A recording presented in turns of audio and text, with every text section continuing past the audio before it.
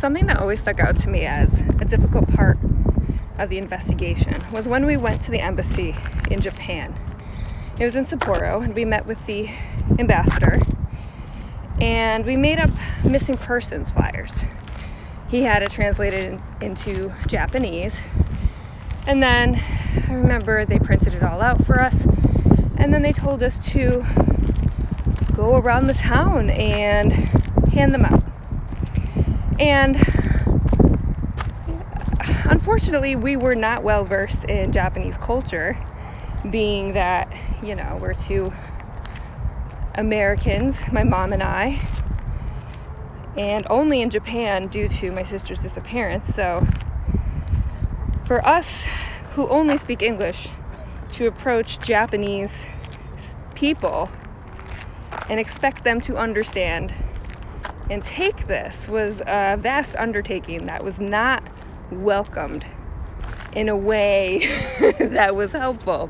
While they were very respectful, they didn't want to take the flyer because in their culture, if they were taking something from you, they took on a sort of responsibility. So taking a missing persons flyer was a little too much. And we didn't realize that because we didn't know anything about the culture until the next day when we went back to the embassy and we're talking to the ambassador on how awful it went, because we couldn't even post it up on any, street signs or whatever, because it was vandalism. And we went into a McDonald's at one point, and everybody in there, respectfully but very forcefully, started yelling at us for being there.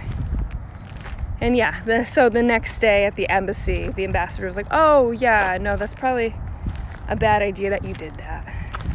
And it was just yo, we're already under all this stress. A little bit of a heads up would have been nice. And so quickly that method was scrapped, and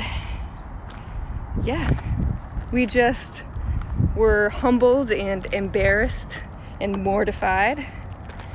And that's kind of how the whole experience went.